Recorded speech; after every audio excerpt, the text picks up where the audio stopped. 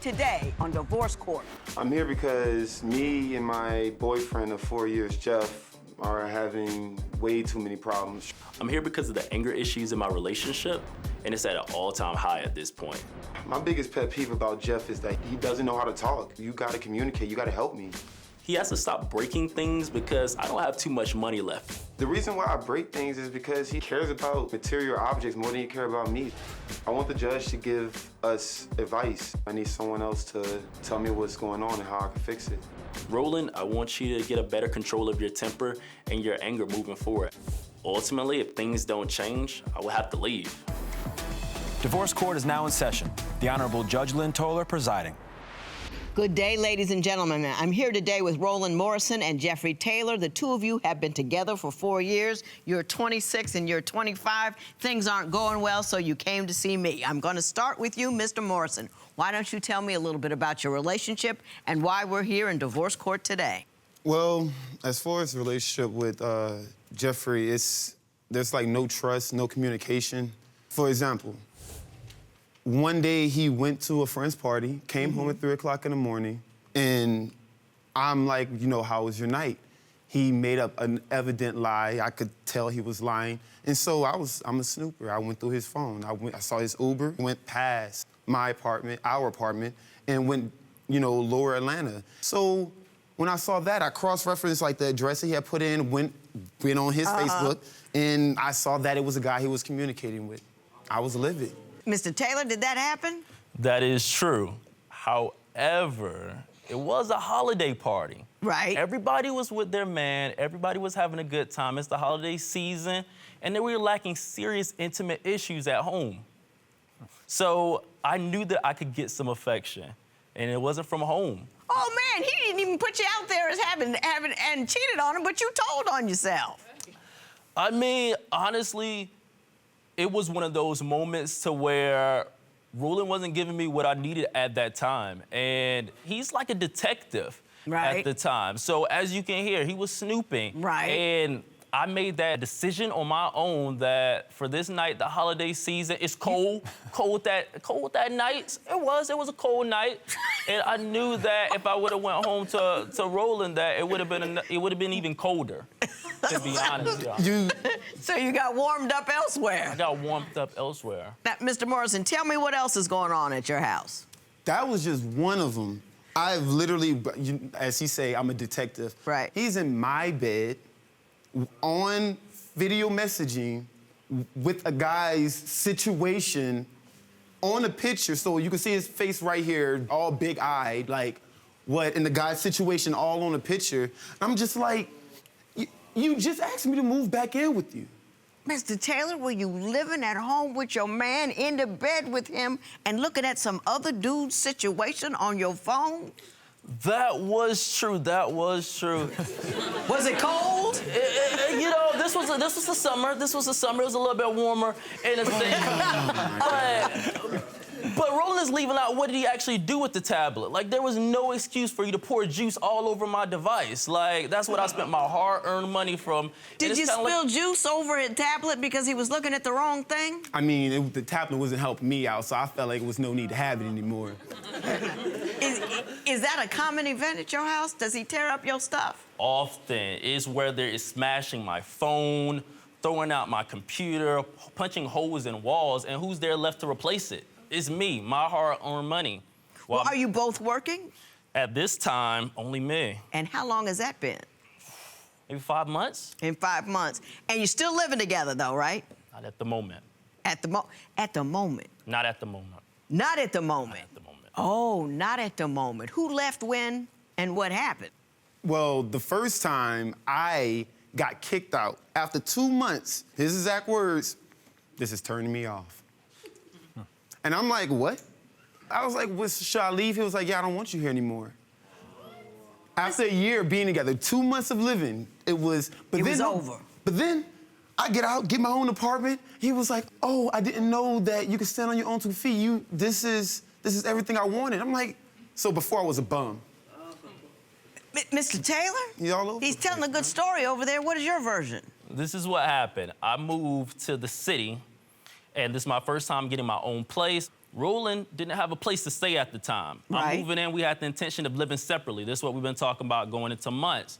He had no place to go. I'm not gonna be that boyfriend to be like, you can't stay with me. So he kind of forced himself to move in with me. I'm the person that the credit score got approved. I'm the person that put down the $400 deposits, and he's just living off of me, going out with his friends, not paying bill money, not buying doing anything. toiletries, and it came off as a bum. I called it like I seen it. And so you threw him out. I thought that it was the best mutual decision to part ways, is how I worded it. But once he got an apartment, did that make him not a bum and so he could come back?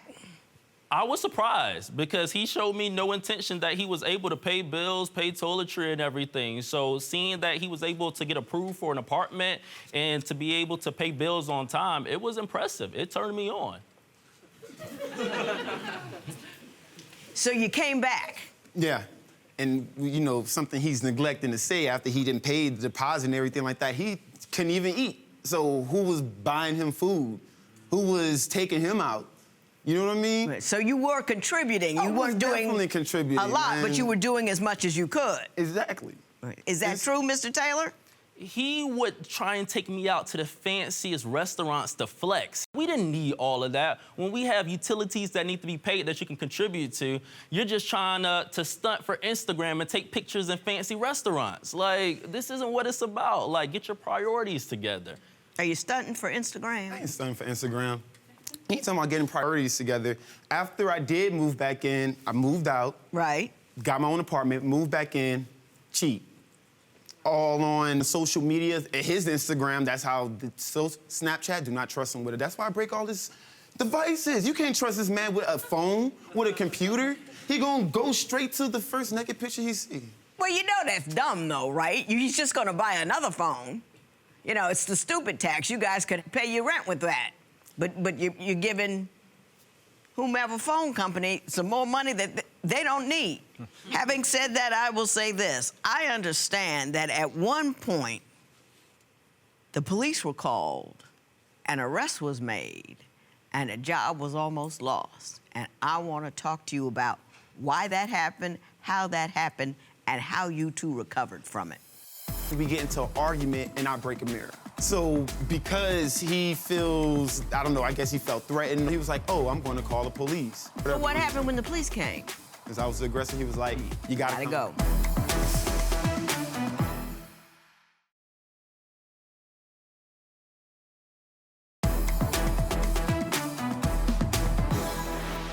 So, Mr. Morrison, tell me what happened when the arrest was made. When the arrest was made, we just did another hiatus. You know, it's not uncommon. So I'm coming back. I was like, Jeff, you want to hang out? Brought some wine, came over. He's working on his computer, so I'm giving him a little space. All of a sudden, me giving him space is a problem. And Jeff do not know how to speak up. Every time something's wrong with Jeff, I don't know how. He could talk about Instagram, he could talk about, you know, any reality TV show you see on there. But every time we have to talk about an issue or something bothering you, he's a mouse, like a child. So he's doing this passive-aggressive thing, going to the bedroom, then he tells me I can leave. And I'm just like, bro, I'm not even listening to him. So he keeps going on and all this stuff, like he's ignoring me, he don't want to speak to me. And I'm just like, dude, what's wrong? And it's over an app. An app. He's literally... Did you stop talking to your man over an app?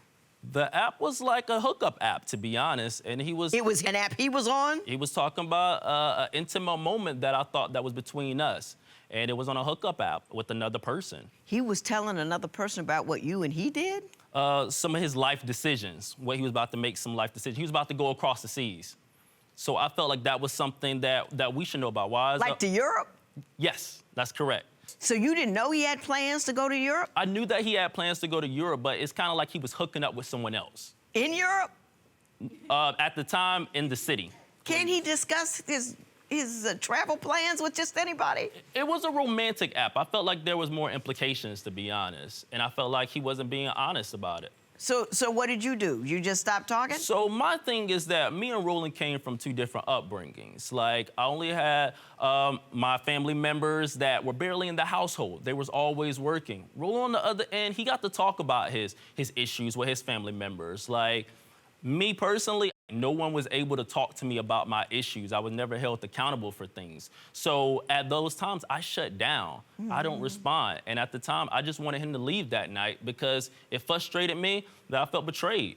So you were pouting. I was pouting. That was a beautiful way to say you were pouting. Wasn't I it? was pouting. Yeah. So I still don't see the police. So what happened with the police is, after he shut down, I was just like, whatever, and all this stuff, I'm out of here. I actually got dressed and I left. And I came back to discuss it because I'm like, I'm not over this. Like, I'm not taking this quiet thing no more. I let this go on too long. Like, we're not gonna do this. We're not gonna just walk away without saying something. So then we get into an argument and I break a mirror. So because he feels, I don't know, I guess he felt threatened or he felt like something might happen, the leasing office at his apartment. So he was like, oh, I'm gonna call the police. Because he didn't want to get in trouble for like making too much noise or something or whatever, for whatever So what reason. happened when the police came? In eye of the law, if it's a domestic issue since we lived together before. I got that. I've done a little law in my life. I got the legal issues. You just tell me what happened. Okay, so when the police came, the police was like, who broke the mirror? I was like, I broke the mirror. Since I was the aggressor, he was like, you gotta come. go. Gotta go. There was no discussion. Right. It was No, there's not, yeah. I no. looked this man in the eye and he was like, What can I say? How long did you stay in? Did he bail you out the next day? nah, he ain't come for me. I was like 2 days. You there for 2 days? Yeah. Were you distraught that your man went to jail for 2 days about a mirror? I was extremely upset about it because what he's leaving out is how much noise he was making. He was yelling throughout the entire apartment complex, and I knew there would be a noise violation.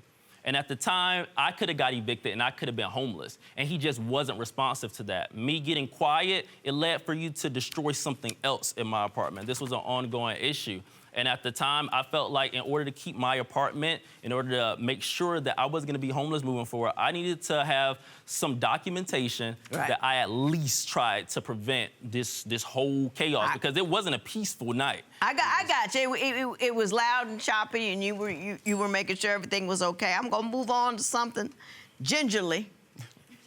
I understand that maybe part of the reason both of you tend to roam is that things aren't quite connecting correctly romantically at home. I was coming from very young when we first started out transitioning, kind of still wanted to try to date women. Your Honor, he has never touched a woman in his life, so I don't even understand No, what why. he's talking about.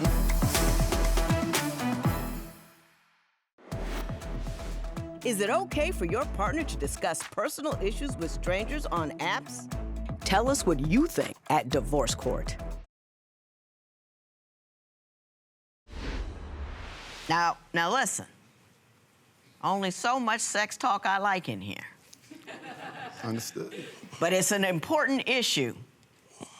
So give it to me gently. First, I'm gonna give you definitions. Okay. All right, so pitcher, catcher, top, bottom. Got it. Yeah, okay. With you. Yeah, okay, cool. So you're both on the same side of that equation. At first, we were both pitchers. And he was transitioning into a catcher. And that headbutt just kind of made things like... Bad metaphor. Okay. Yeah, headbutt. I mean, okay. I got you. Yeah, okay. I'm with you, though. Okay. You did it gently, and I Okay. appreciate that. Is that surmountable? You obviously care about each other. You obviously love each other. You have issues of communication. You've got issues about money and that. But if that issue doesn't get resolved, what are we talking about? I think that was a big thing for me, is that I was coming from very young when we first started out transitioning, kind of still wanted to try to date women at the time. So it's kind of like, I had like an excuse to why I still want to be a pitcher. But on the other end, I didn't understand. So going in with that aspect, I tried my best to involve some methods that maybe we can still make it without sex. Like, maybe we didn't need the intimacy because I was trying to keep the relationship going. We loved each other. We cared about each other. But absent the intimacy, wouldn't you necessarily end up cheating on one another? Your Honor, I honestly feel like it was just a pride thing. He has never touched a woman in his life, so I don't even understand what why. he's talking about. So I feel like this is something that He just said. He was like, he was trying to date women. I was like, man, when is happening? So I was like, It was a pride issue. I felt like he just didn't want to feel emasculated. Okay. If you are going to make it together, other issues aside, you want to make sure that it's an equal partnership financially. And you have this sense that when things are cool, he just stops working. Yes. Tell me about that.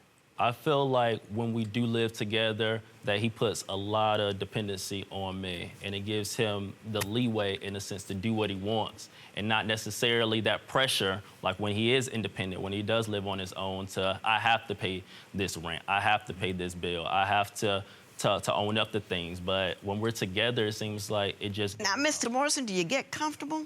I mean, can you make money when you have to, but if he's willing to make it, you just stop? Your Honor, the only time I have not worked is when I stopped working to go to school. I started back school for a semester, and I was like, I just want to focus. In my eyes, the only way this could even work if everything is in my name. Like, if it's not in my name, the house, everything, then we can't even live together, because you're not going to kick me out again. Right. I'm going to ask you both a question about emotional maturity, which I think stretches across the entire continuum of the problems that you have, and maybe you can look at this whole thing differently. When should the police be called during an argument? Share your opinion on Twitter and Instagram at Divorce Court. Divorce Court will be right back.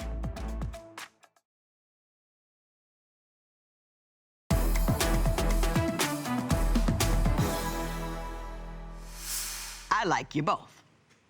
I do. You're both very nice to look at. You're articulate. You're funny. I think you're trying to make a situation work that wasn't designed to work for the two of you. And so you keep getting pulled by the natural need to have that intimacy away from the guy that you care about.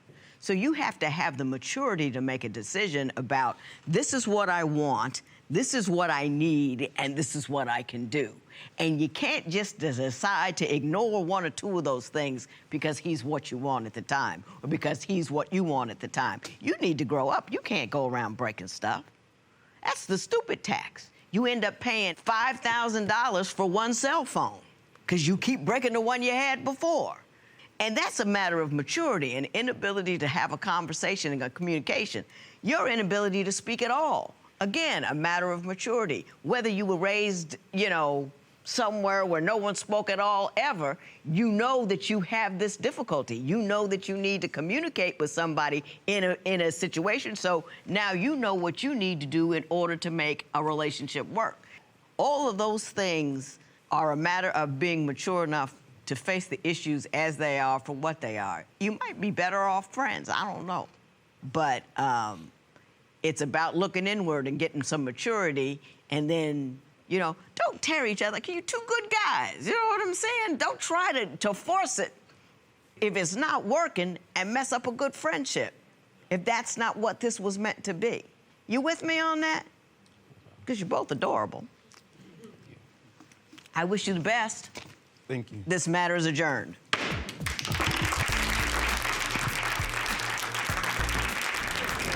All right, so Judge Lynn called you both immature today. She suggested you may be better off as friends. What's the reaction there?